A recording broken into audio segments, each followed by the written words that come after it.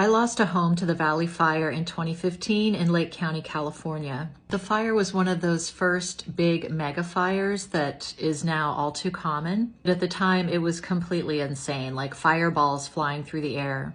We had a community of about 200 homes in a rural area, and when all was said and done, only about 18 of those homes survived. Everything else was just completely incinerated. 2 people in our community died and countless pets. It was horrible. The fire happened on a Saturday, and as of Tuesday, we still didn't know if our home had burned because they weren't letting anyone into the area. It was still burning and smoking. But some guy from our neighborhood snuck in. He has a contractor's truck, so drove every single road and filmed every single house. And as he came down our street, I was just praying, let our house be standing. And it wasn't. It was gone. I'm going to tell you why I think that was a good thing. For the people whose homes survived, they had to live in a toxic moonscape for years. They had no neighbors, no street lights. There were just ruins everywhere and reminders of death and destruction. As time went on and people began to rebuild, they were excited about their neighbors coming back. But after living in a dark, toxic moonscape for years, they were now living in a construction zone for more years.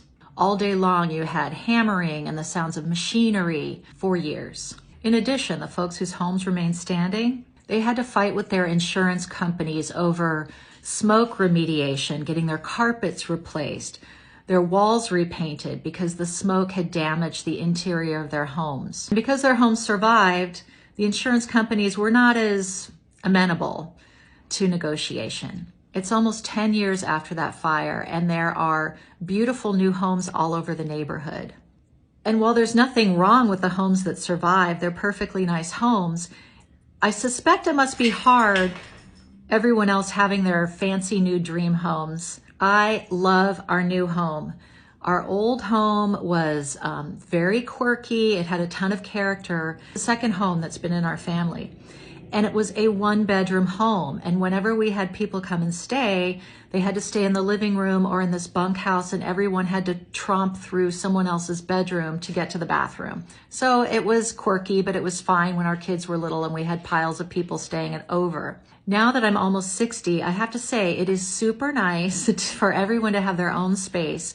And we rebuilt a 3-bedroom home. It's very private for everybody. It's very weatherproof. The old home was almost 100 years old, so it was very drafty and hard to heat in the winter.